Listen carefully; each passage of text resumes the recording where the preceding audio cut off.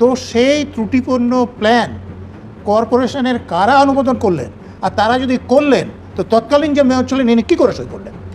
সেই মেয়র কী করে মুখ্যমন্ত্রীর এখন প্রশংসা করছেন আর বিধানসভায় বসে আছেন? তারাতলার মর্মান্তিক দুর্ঘটনা আমরা সবাই দেখেছি। সেই মর্মান্তিক দুর্ঘটনায় বহু শ্রমিক প্রাণ হারিয়েছে, কিন্তু তার যে তদন্ত হওয়ার কথা সেটা কত দূরে গেল? সেই সময় ফিরহাদ হাকিম ছিলেন কলকাতা পৌরসভার চেয়ারম্যান। তিনি কিভাবে ওই প্ল্যান পাস করিয়েছিলেন? তিনি কিভাবে একটা ত্রুটিপূর্ণ প্ল্যানে সই করলেন? এই বিষয়গুলোর একটা নিরপেক্ষ তদন্ত হওয়া প্রয়োজন। নিরপেক্ষ তদন্ত যদি না হয় আসল সত্য কোনো দিন চোখের সামনে আসবে না। আর যদি মুখ্যমন্ত্রীর প্রশংসা করে এনারা ছাড় পেয়ে যান, তাহলে এই সমস্ত লোক দেখানো তদন্তের নামে প্রহসন করে কোনো লাভ নেই। ফিরহাদ হাকিমকে অবিলম্বে তদন্তের আওতায় আনা হোক, তাকে জিজ্ঞাসাবাদ করা হোক কীভাবে ত্রুটিপূর্ণ প্ল্যানে সই করলেন, তিনি কীভাবে ওই ত্রুটিপূর্ণ প্ল্যানটাকে অনুমোদন দিলেন কাজ করার জন্য।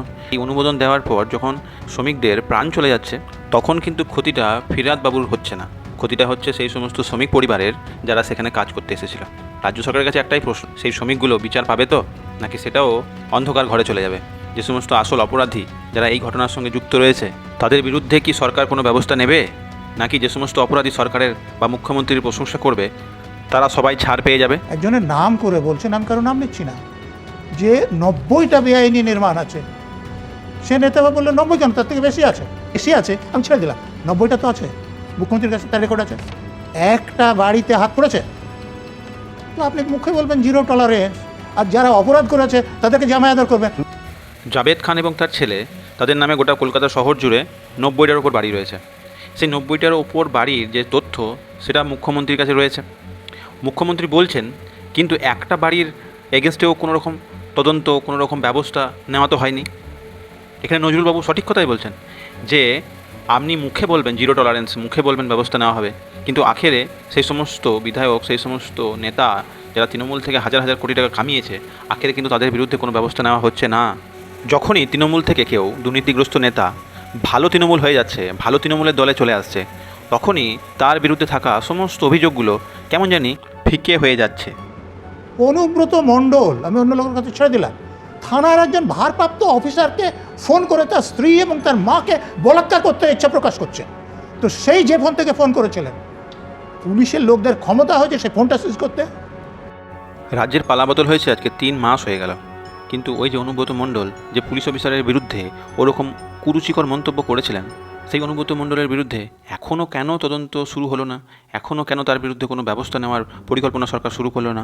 নাকি অনুব্রত মণ্ডল যেদিন থেকে ভালো তৃণমূলের দলে চলে গেল, সেদিন থেকে তার বিরুদ্ধে ব্যবস্থা নেওয়াটাও বন্ধ হয়ে গেল? টুলু মণ্ডলকে করতে এতদিন কেন লাগলো? টুলু মণ্ডল কী করেছে সেটা কি বিজেপির নেতারা জানতেন না? পুলিশের লোকেরা জানতেন না?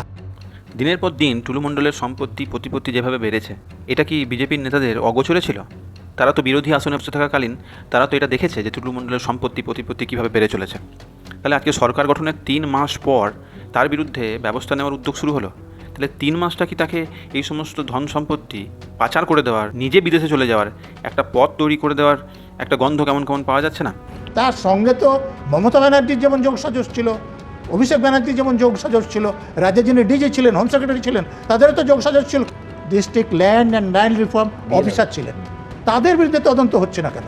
তো আপনি একজন টুলু মণ্ডলের বিরুদ্ধে তদন্ত করবেন, মমতা ব্যানার্জির বিরুদ্ধে তদন্ত করবেন না, আপনি ডিজির বিরুদ্ধে তদন্ত করবেন না, আপনি এসপির বিরুদ্ধে তদন্ত করবেন না, আপনি ডিস্ট্রিক্ট ম্যাজিস্ট্রেটের বিরুদ্ধে তদন্ত করবেন না, তো তাহলে কী হবে? আগে যা ছিল তাই হবে।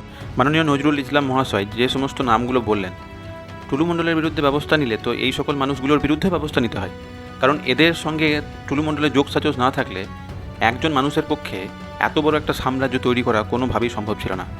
তাই টুলু মণ্ডলের সাথে সাথে এই সমস্ত ব্যক্তিবর্গের বিরুদ্ধেও অবিলম্বে তদন্ত প্রক্রিয়া শুরু করা হোক, নইলে রাজ্যের অবস্থা তৃণমূল আমলে যেমন ছিল বিজেপি আমলেও ঠিক সেরকমই থাকবে।